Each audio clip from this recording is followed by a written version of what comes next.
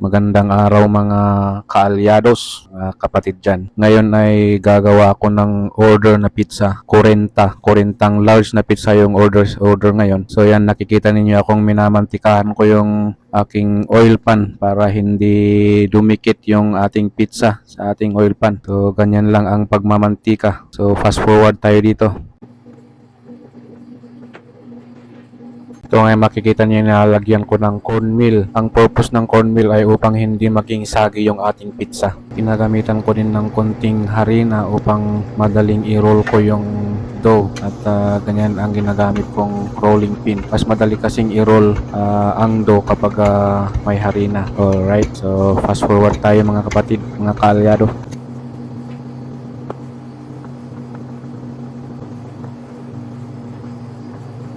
Okay, pagkatapos kong ma-roll yung dough, ilalagay ko na sa aking pizza pan. So ang ginagawa ko dyan, parang stretch and pull. Sinasagat ko sa gilid ng pan yung dough. So makikita ninyo. Ayan, kumuha ulit ako ng isang dough. Ganon din ang process hanggang malagyan ko yung tatlong pan. Fast forward ulit tayo mga kaalyado. So ganyan lang ang ginagawa ko mga kapatid. Kung minsan pwede ninyong paikutin yung dough, ganyan. Para din yung parang yung pagpapaikot ng mga boyfriend at girlfriend sa inyo. Alright, fast forward. Kapag nalagyan ko lahat ng dough, yung aking pizza pan, nalagyan ko naman na ng pizza sauce at doon na magsisimula na akong maglagay ng aking mga ingredients. Alright mga kaalyado, dito naglalagay na ako ng pizza sauce. So ang pagtimpla ko ng pizza sauce ay depende kung anong size ng order na pizza. Kung malaki ang order, halimbawa large, medyo marami ang sauce. So ang ginagawa ko ay nilalagay ko sa gitna. Mostly sa gitna ko linalagay yung sauce para mas madali at mas mabilis mai-spread yung sauce dun sa ating dough. Okay, fast forward tayo. Alright, kapag nalagyan na natin ng sauce yung ating pizza pan, nilalagyan ko ng konting, inisprinklan ko ng konting cheese bago ko ilagay yung aking mga meat ingredients. Dito ay 8 all meat yung kanilang order. So nainuna ko ang tatlo. Ang all meat ay lahat ng klaseng karne na ingredients. Yun ang tinatawag namin na all meat. So yung katamtaman lang na meat ilagay natin, hindi naman konti at hindi masyadong marami kasi hindi rin masarap kung masyadong makapal yung karne dahil very meaty siya. So yung katamtaman lang.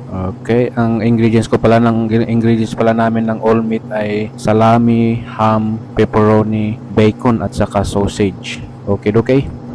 Alright, at hanggang dyan na lang mga kaalyado. Please comment and subscribe. Thank you.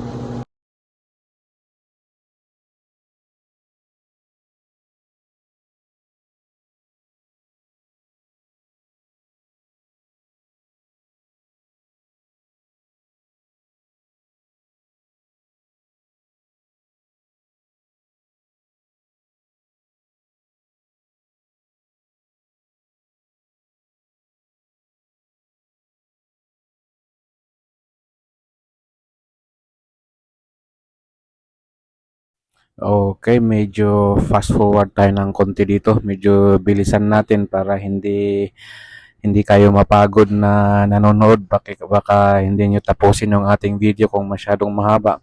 So dito kapag ilagay ko na yung mga ingredients, ang cheese ang nasa ibabaw.